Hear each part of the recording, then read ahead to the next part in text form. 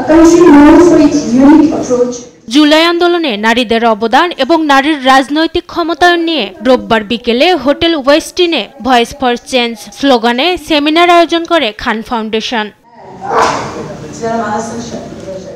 এতে বিভিন্ন রাজনৈতিক দল, সামাজিক সংগঠন ও সাংবাদিকরা অংশ নেন। জুলাই আন্দোলনে নারীদের গুরুত্বপূর্ণ ভূমিকার পরও তারা সঠিক মূল্যায়ন পাচ্ছে না বলে জানান বক্তারা। সংসদে নারীদের আসন বৃদ্ধির দিকে নজর দেওয়ার দাবি জানান তারা। পুরুষও তো বললেন না যে এই এনসিপি তোমরা কয়জন নারীর পার্সেন্টেজ দিয়েছো, এই বৈষম্য বিরোধী তোমাদের নারীরা কোথায় গেল? যারা রাত ৩টার সময় পুরুষ ভাইদের সঙ্গে কাঁধে কাঁধ মিলিয়ে জীবনের তোয়াক্কা না করে, সংগ্রামের তোয়াক্কা না করে মাঠে থাকলো, তারা আজকে উধাও হয়ে গেল। অপর্যাপ্ত হতে পারে, আমার কাছে ক্লিয়ার না। আমার কাছে মনে হচ্ছে সব ধরনের কথাই আছে এখানে। আমার কাছে এটা মনে হয় যদি এটি আলোচনার মূল বিষয় হয়, তাহলে যে পলিটিক্যাল পার্টিগুলো এই ঐক্যমত্য কমিশনে গিয়েছিলেন, প্রত্যেকটা পার্টিরই তো নারী সদস্য আছে, তাদের সেন্ট্রাল কমিটিতেও আছে, থাকারই কথা। তো ওই আলোচনার দিন, ওই বিশেষ দিন, ওই নারীদেরকে কোনো পাঠানো হলো না।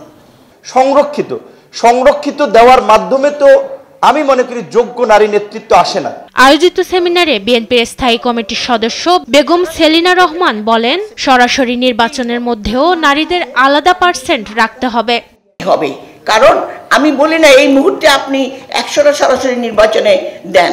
আমরা বলতে চাচ্ছি নারীদের যে সমতা, নারীর যে অধিকার, নারীর যে সবকিছু নিয়ে আপনারা নারীকে সেইভাবে সম্মান করেন যে সম্মান নিয়ে তারা দেশকে এগিয়ে নিয়ে যাবে। কারণ গণতন্ত্র, উন্নয়ন যা কিছু বলেন না কেন, আমাদের পিছিয়ে পড়া এই জনগোষ্ঠী পারবে বাংলাদেশের সমাজকে পরিবর্তন করতে। কারণ বিএনপির স্থায়ী কমিটির সদস্য ডক্টর আব্দুল মঈন খান আগামী নির্বাচনে রাজনৈতিক দলগুলোকে বেশি করে নারী প্রার্থীকে সুযোগ করে দেওয়ার আহ্বান জানান।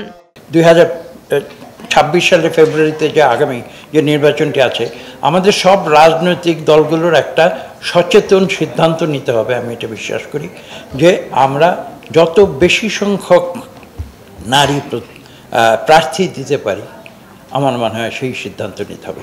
নারীর ক্ষমতায়নের জন্য সবার মানসিকতা পরিবর্তন করার আহ্বানও জানান বিএনপির এই নেতা। আমি মনে করি আমাদের পুরো অ্যাপ্রোচটা এভাবে পরিবর্তন করলে। মাকদুরা মিতি, দেশ টিভি, ঢাকা।